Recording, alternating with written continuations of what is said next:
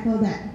Actually, it's all about balance. I don't have like rocket science when it comes to healthy body weight or healthy health, because it's all about balance. How much you eat, then that's how much you need to output.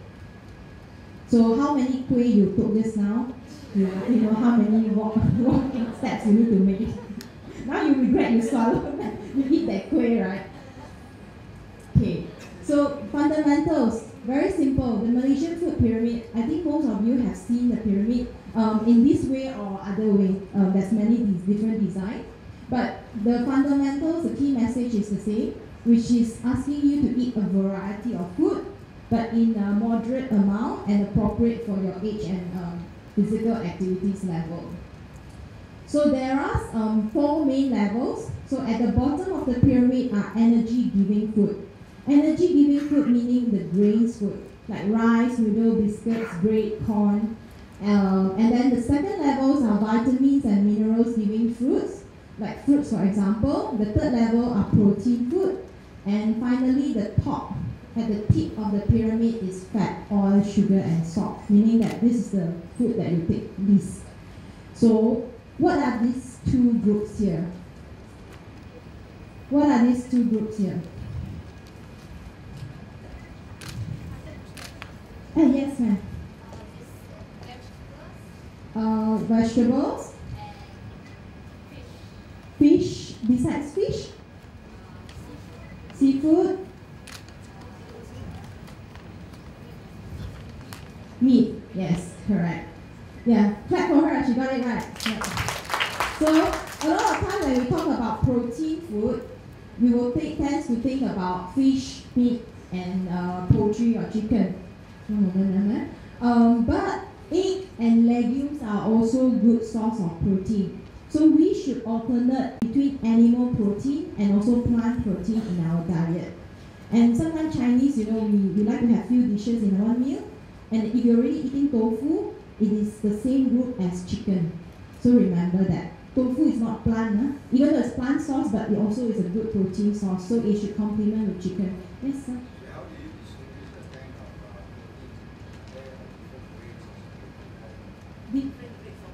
Different grades of protein. Okay, usually we will say high quality protein and the lower quality protein. When we say high quality protein, they are animal sources protein. Alright, and like for example, one moment, sir. Can we have an extra mic? Sorry.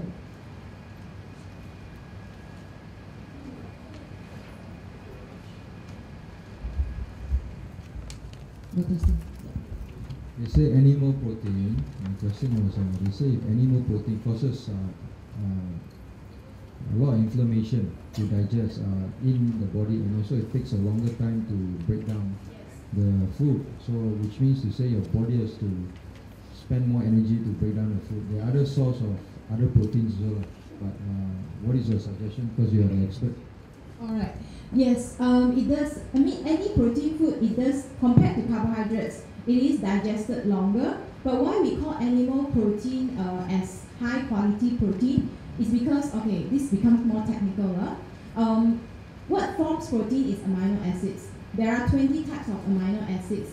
And usually animal protein consists most of the amino acids that our body needs. Hence, we call it a high quality protein. But plant protein would have a smaller combinations of types of amino acids. But if you vary the types of plant proteins that you take, like different beans and legumes, that also can make up to what the body needs in terms of amino acids.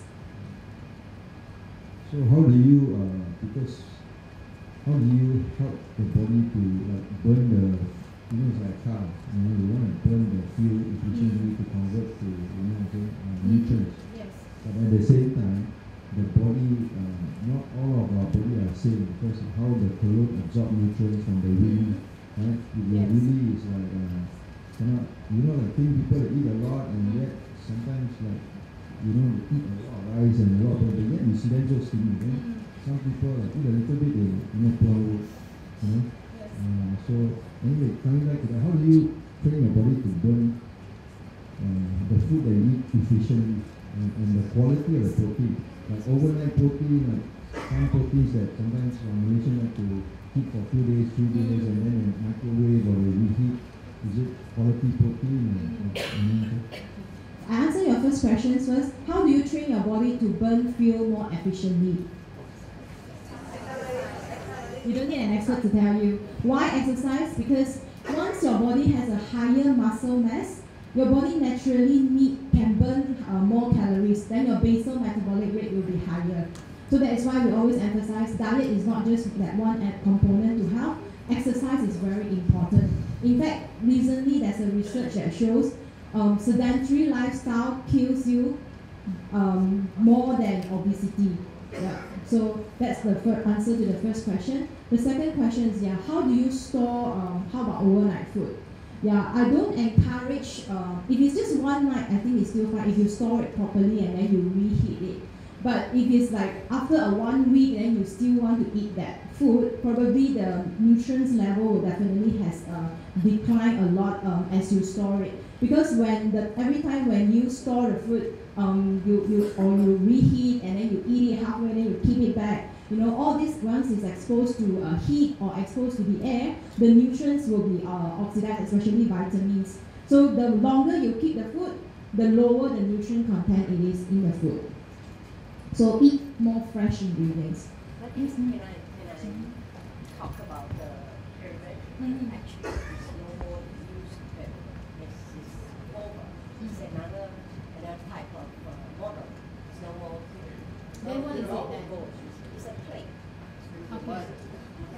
It's a plate. You're using a plate, and then you divide the plate and to show how much of carbohydrate, how much of protein, vitamin, but it's no more pyramid. Oh, you have reviewed the second part of my presentation. Okay. The pyramid tells you in a day what do you need to eat, but the plate is a good tool that you can use to practice for every meal how much you should eat. So I will share more details on the second part of my presentation. Yes, ma'am? If I were to cook in large quantity, but I store it in small containers and I just take out the container each day or maybe every alternate day, is that all right? Does that reduce the nutrient level? It will reduce over time, but it's better than you cook that small amount and keep taking out reheat every time. Because once you cook, then you let it cool before you store in the freezer, and it's all covered properly, right? With like maybe what do you call that? Airtight containers. But only when you want to eat the next meal, you will bring out and reheat. That is fine. That is doesn't mean, but the nutrient will still reduce compared to when it's fresh. But versus the one that same dish, you take it in and out of the fridge and reheat, the nutrient level will be better. Okay, let's move on. Yes. See about legumes. Yes. Please tell me what are legumes we should eat? The various type of legumes. Various type of legumes you should eat. I wouldn't advocate to just go on one type of food because different food will have different combinations of nutrients. So we should eat various type of legumes, like from long bean, French bean to like soybean. All types of legumes we should be taking it. Don't limit yourself to just one type of food. So this is a nutshell of fundamentals of healthy eating. The pyramid tells you to eat a variety of food and also eat in moderations. And most importantly, when we say, okay, maybe what comes with variety? When I say variety, it's not only eating food from all the 4 levels that I've showed you just now. It's also about variety within the same food group. Imagine, for example, grains food. Like breakfast, you can have bread as your grain food. But lunch, you can have maybe rice. At night, noodles, for example. So that's how you vary your choices within the same food group. So same goes for protein, like I mentioned just now.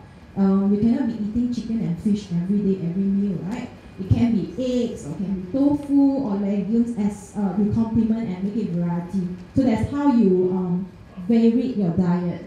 And the other part on moderations. So different people with different body size, different physical activity levels will require different amount of calories.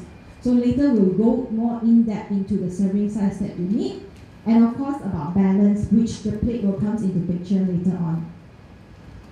So size does matter. So this is where we are moving into how can you eat moderately.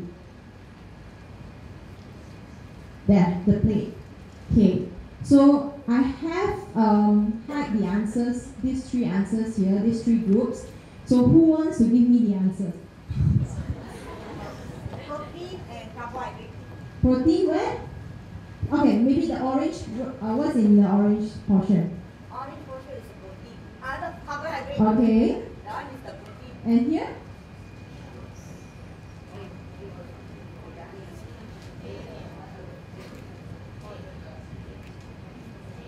Listen to the people. The oil, olive, the Listen to the water. Yes. Okay. You can, okay, you get a towel. Okay. Yes, this is the answer. So this is how you should divide your plate when you eat. Okay, the best is you have a smaller plate lah. You know that little series say divide by plate, then you get the biggest plate, you know, then your portion will be bigger. So by right, half of your plate should consist of vegetables and fruits. So this is the vitamins and minerals giving food.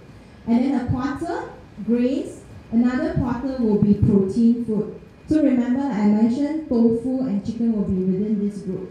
And then water. Always remember, our body needs water. Okay. So how do you translate that into the plate? So firstly, let us go into how many servings you need from each food group. So like grains food, we need 4 to 8 servings a day. Don't be happy, I'm not going to ask you to eat 4 bowls of rice a day. It will be much less than that. A lot of people will thought, oh, I can eat 4 bowls of rice. No, later we will tell you what is 1 servings of grains food. And when it comes to fruits, 2 servings of fruits and 3 servings of vegetables. Very good. I think you all have started looking through the leaflet. The answer is there already. And then the third level on protein. So dairy products, 1 to 3 servings a day. Milk is not only for children. We need milk to drink milk throughout our life. So milk is a very important source of protein and calcium. If you have problem with lactose intolerance, you can alternate this with yogurt or yogurt or cheese. Yes, very good. Then when it comes to fish, will be 1 servings of fish a day, half to 2 servings of poultry meat and egg a day, half to 1 servings of legumes. A lot of numbers, but we will find out more later. And of course, try to eat as little as possible sugar, salt, fat, and oil. Okay, next question. So 1 servings of grains is 1 cup of noodles. That is about 2/3 of a Chinese rice bowl, which this is the Chinese rice bowl size. Rice bowl, not soup bowl. Okay. Then what is the amount of rice you can take as 1 servings of carbs? Yes, ma'am? 2 scoop or 1 cup? Yes, correct. Oh, she get a mark. Yes. So the answer is 2 scoop or 1 cup. Or if you take crackers during your break, tea time, it's 6 pieces of crackers, cream crackers, or 2 slices of wholemeal bread. That's 1 serving. Let's move on to protein. When we say 1 servings of fish is about this medium size, that is roughly about 6 inch. The length of this spoon, 6 inch. Or if let's say you are taking filet, ikan tenggiri. Show me your palm. The palm size, that is 1 piece, 1 servings of fish. Too small, right? Yes, that's what you need. So you have been overeating. Yes, this is the amount you need. Palm, not hand, palm. Okay? Even chicken, 1 medium size, that's 1 serving. Or like tempeh, 2 pieces is 1 servings of protein. Eggs, 2 eggs is 1 servings of protein. How about vegetables? Vegetables like cabbage will be 1 cup. So 1 cup again 2/3 of a rice bowl.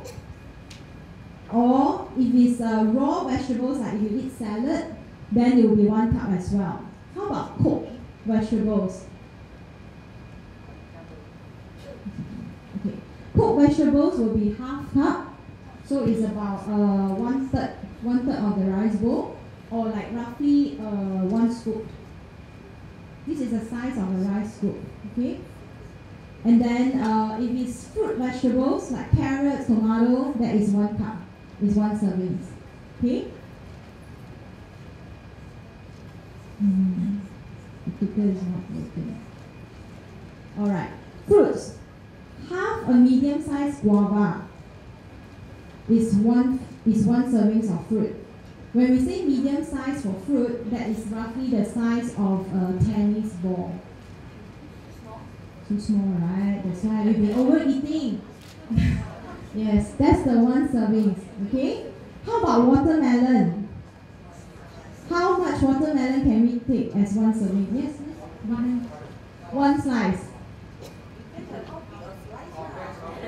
I'll show you how big the slice, okay? Hold on, the clicker is not working. Yes, that's 1 serving. Yes, quite big, right? Okay lah. Happy or not now? Okay. How about the other fruits, like banana? Banana is about 1 piece that is around this size, this length. But if you are taking like pisang mas, the small one, that is 2. 2 pieces, then is 1 serving.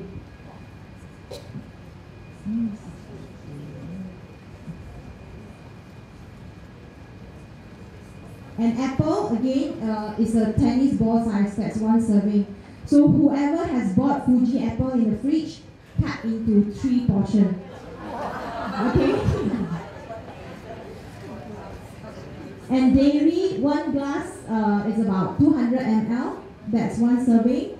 Yogurt, 1 cup. Or cheese, 1 slice. 1 slice is a serving. This one is even simpler. So you will have the tool and measurements with you every time wherever you go. So, like for example, grains food. 1 fistful is the amount of grains food you need. Yes. Here. Yes. This is 1 fistful. Okay? And then if it's ice cream, this is already 2 scoops of ice cream. Or like, let's say, if you take sandwiches, butter, this is the amount of butter. People are shaking it already. So, sorry?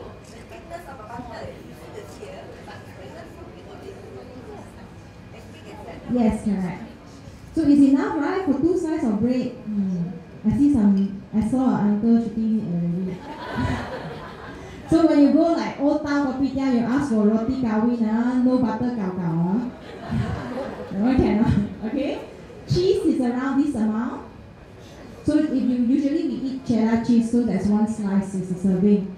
Or like peanut butter or jam, this is the amount that you can take for each serving. Okay, most important meat is your palm size. Okay, so for some men, you will have a bigger hand, so your portion will be bigger.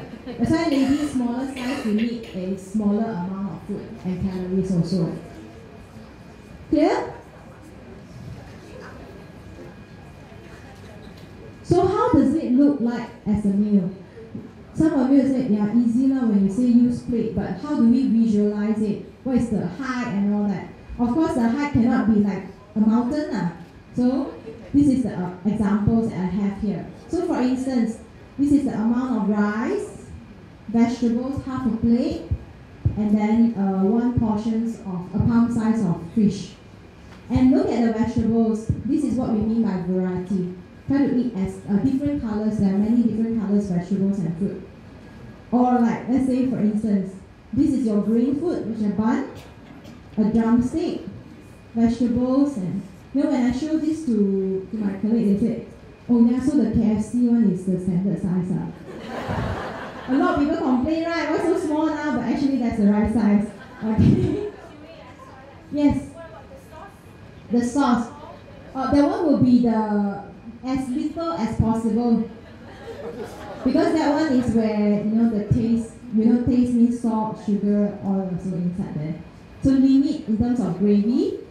Or like, if let's say you're preparing breakfast, some breads, and then egg, vegetables, and fruits. Or it could be this way. Like this is a bread with tuna and vegetables and some fruits. Okay?